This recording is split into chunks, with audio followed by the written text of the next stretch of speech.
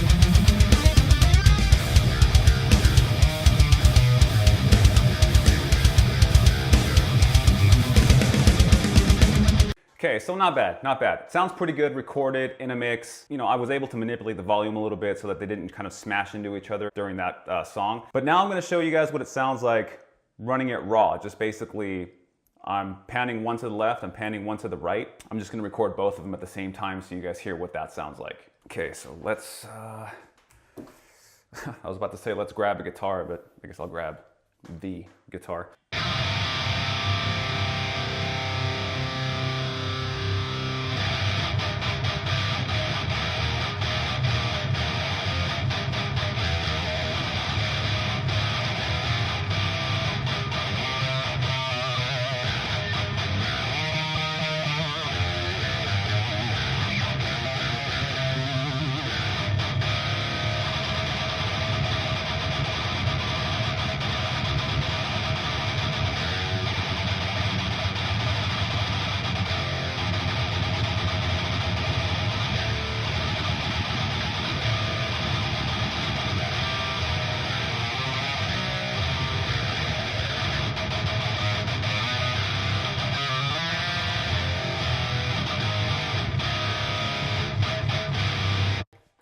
Okay, so while it doesn't sound ugly, right? It's not gonna sound bad because you have a good one on the left, you have a good one on the right, so it's not gonna sound terrible. But personally, after running through all these plugins previously, I think that each one of these plugins sounds best with its own plugin pan left and right, or just, if I'm just jamming through this like I'm using an amplifier, it sounds much, much better coming out of my monitor speakers, just having a centered track, without having anything pan left and right. I think it sounds best if you're gonna jam that way. But yeah, I'll let you guys decide for yourselves, about how you feel about the sound.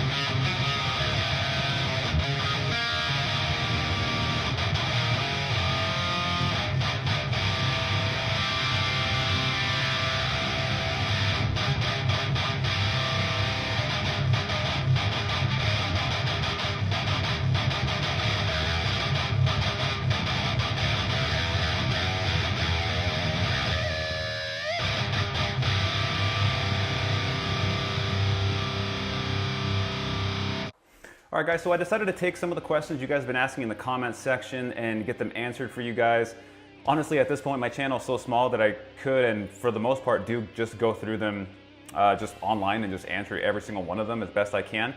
But this is kind of a better way for me to create content, and I feel it allows me to elaborate on each one of the answers just a little bit more. So I'm going to address some of the questions you guys have been asking and hopefully give you guys some information that you guys are looking for. The first question from Diehearted Official, and he wants to know, kind of a long question, but basically what he wants to know is, am I going to plan on changing the pickups in my solar guitar from passive to active? Honestly, no. I have no plans on changing those pickups. I love those pickups, and I used to be anyway, a super diehard EMG fan. Active, I mean, back in the day when I was kind of growing up and learning how to play guitar, you know, Metallica was using EMGs, Zakk Wylde's using EMGs, you know, all the big names were using EMGs, and that was basically the holy grail of guitar pickups if you were a heavy metal player. So when I finally got my pickups, which was a used set, I basically had to wait until they were cheap enough for me to buy them. And I put them in, hang on a second, let me grab this thing. And I put them in this thing right here, in this Schecter, which basically took this kind of run-of-the-mill, not so good Schecter, and turned it into a really, really good sounding guitar.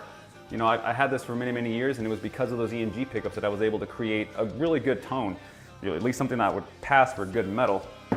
But yeah, as soon as I moved over to the solar guitar and heard those passive pickups, I'm super sold on those things. I don't plan on changing anytime soon. They give me a really, really good clarity. And that's saying something when you're playing heavy metal, because obviously we're all going for those chugs, we're going for those deep palm mutes, but whenever we're playing chords or playing something that doesn't necessarily involve chugging, we want that clarity. So no, don't plan on changing them at all. I'm going to stick with the passives. All right, Sam Williams Music asks, what tuning am I in, and am I using the Ignite impulse response? Now, I'm not sure if he's asking if I'm using the Ignite impulse loader or if I'm using an IR from Ignite amps. I'm not using an impulse response from Ignite amps. I'm using an old impulse response that I found of a Hesu cab. Somebody asked me if it was Ola's. I don't know. It didn't say that when I downloaded it. Let me address the first question first. I'm in drop C tuning. I'm always in drop C tuning. It's pretty rare that I'm in any other tuning. It's just the tuning I like to be in. I feel it gives me a lot deeper metal, metal tone. It gives me much better chugs. It gives me better palm mutes. I just like the way it sounds, and it still retains clarity. It's not so deep to where you start losing, distortion and tonality in your bottom strings. But yeah, I'm in drop C tuning. And the impulse response. Okay, I know I told you guys that I was going to give that impulse response away. Today I am doing that. So if you guys go down in the description, you're going to see a Dropbox link where you guys can download that impulse response.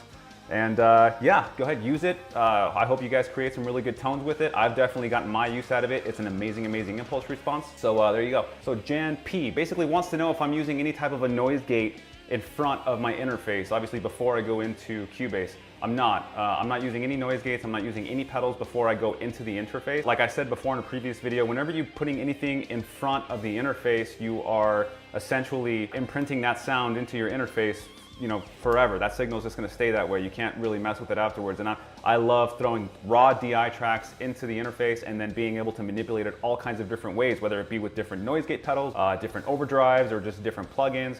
So no, I don't throw anything in front. As far as VSTs that I'm using as a noise gate, all the plugins that I've had so far have had noise gates in them, like the Fortins and the STL tonality, JST tones, tone forge, it goes on. But if you're getting a big name plugin now, chances are it has a noise gate already in it. You don't necessarily need an extra VST. But for when I am doing like the lapel, the emissary, when I'm doing those free plugins and they're all kind of separate and you have to jumble everything and put it together, yeah, I do have a, I'll link it in the description. I honestly don't remember which one it is right now, but I think it's from Ignite Amps, and it's a noise gate. It's just a standard, 3-knob noise gate with decay, attack, and threshold. So I do use that. I rarely use it though. Like I said, I only used it on those 2 plugins that I was using that were free. All right, this one's from Matt Taylor. It says, your tones are a bit harsh. The Nameless tone you made is noisy, but that will be resolved once they add the Zool to the Nameless, I'm sure.